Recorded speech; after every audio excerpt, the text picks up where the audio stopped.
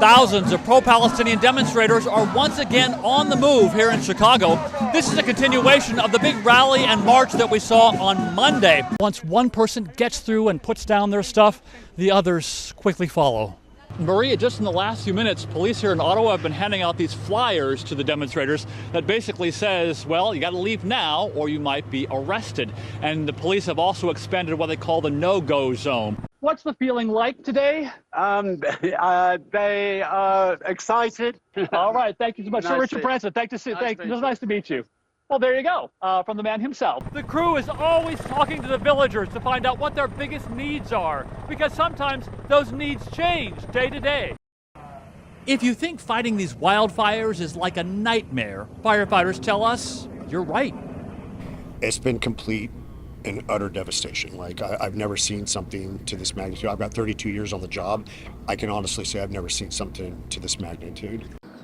The Rose Bowl is the most famous football stadium in America, but now it's hosting just some of the more than 3,000 firefighters who have poured in.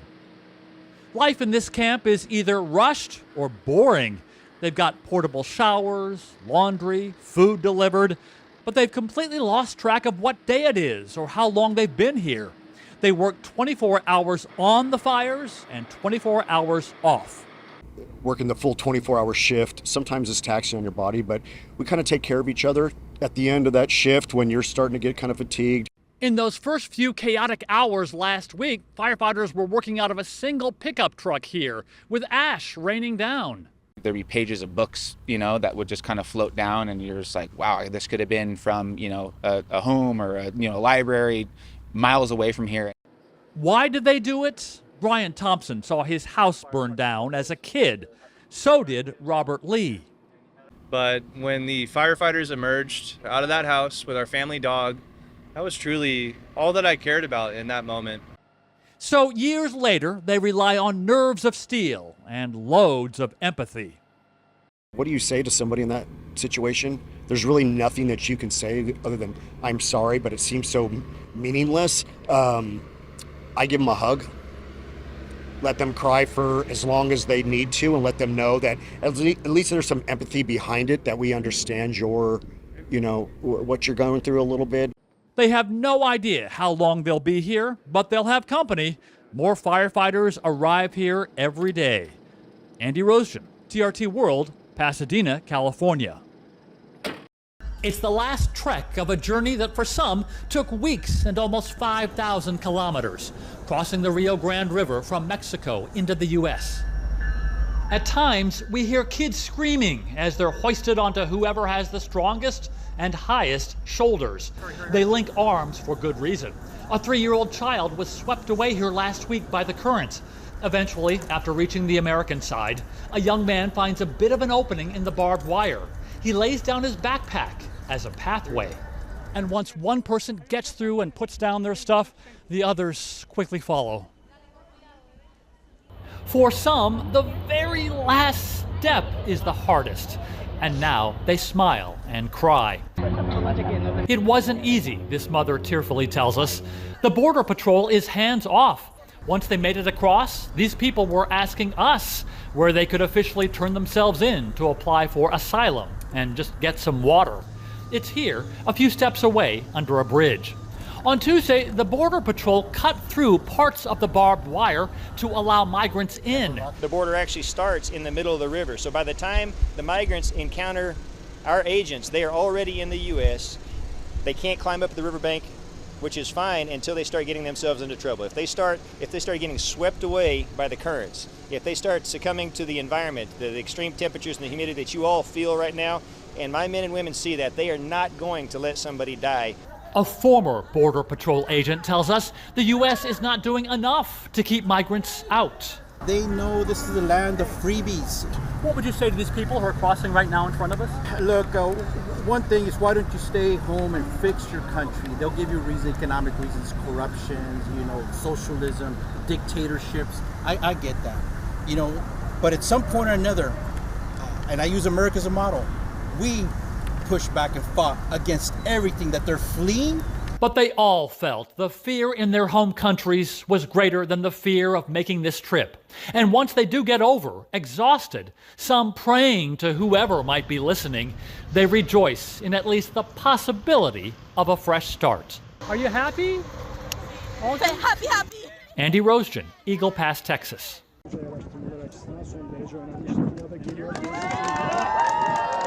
History will remember him as Tuva number 2. But today, he is the top Turk in space. Tuva Atasever was speechless as he took the stage after his flight aboard the Virgin Galactic Unity spacecraft in New Mexico.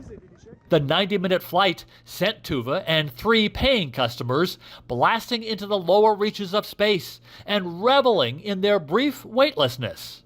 It's super fun and it's so comforting as well. There's something to it which brings about an immense serenity. There's a innate peacefulness to it. On the other hand, Tuva said the blast that propelled them into space was anything but peaceful. Boy, that power that we were riding on that ship was probably the most impressive aspect of the flight. Tuva headed into the flight with a half a dozen science experiments attached to his body. That orange headgear measured how lower bodily fluids tend to collect in the skull during space flights and cause health problems. And he got a pre-flight hug from Virgin co-founder Richard Branson. It was Branson's very first space flight in 2021 that kicked off the 7 crewed missions since. It's a beautiful day, and looking forward. I think it's your second Turkish astronaut. Yes. Tuva's family was thrilled too. It was great. It was wonderful. Well, at first we were all, of course, kind of concerned because it also has risks, But right now we're so happy. For Tuva, he will now follow in the footsteps of the first Turk in space, Alper Gezerafça, by talking to kids in Turkey and inspiring them to look toward space. This was the last space flight for Unity. Virgin says they may repurpose it somehow, or maybe even put it in a museum.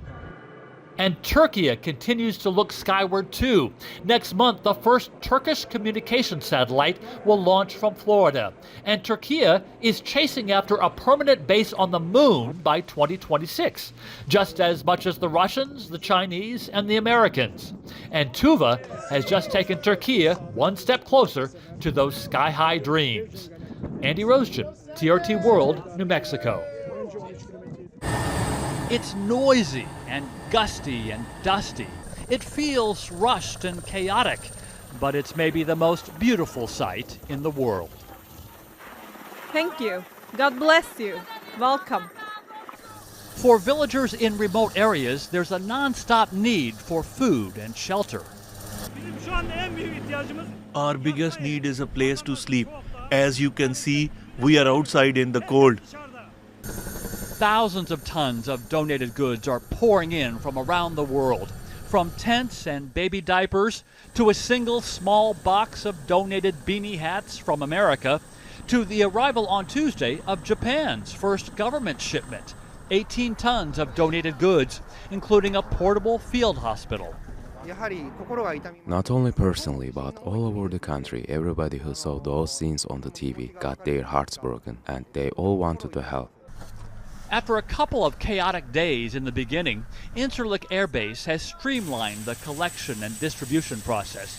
Every time a helicopter arrives, airmen race to line up and load up the goods. About 200 flights are going out each day, and we're on this one, carrying about 2 tons of goods, headed to 3 remote villages that are tough to reach by car. No seats or seat belts on these packed flights, barely enough room for people and boxes. From the air, we get a view of the earthquake scars in the ground.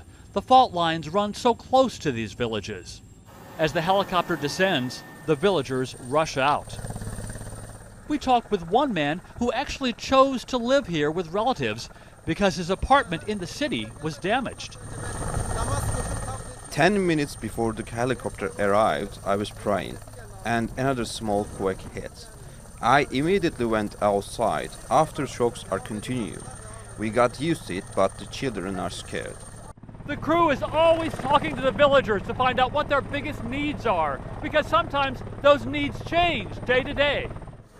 Within a few minutes, the villagers have a new lease on life. They wish the crew well and wait for their return. Andy Rosen, TRT World, Adana. Another loud and boisterous rally here, a few blocks outside of the Democratic National Convention. This is a continuation of the big march and rally that we saw on Monday, with thousands of pro-Palestinian demonstrators showing up. Now, they are not close enough to the arena to be heard inside at the Democratic National Convention. That's certainly a bone of contention between these protesters and the city of Chicago. But I talked to the organizer here, who says that he thinks that inside that arena, they are getting the message. The organizer also tells me he is thrilled with the turnout of these rallies. Groups as different as labor rights groups and black groups and Hispanic groups, all coming together for the Palestinian cause. Now, the next big march and rally happens on Thursday, just as Kamala Harris will accept her nomination at the Democratic National Convention.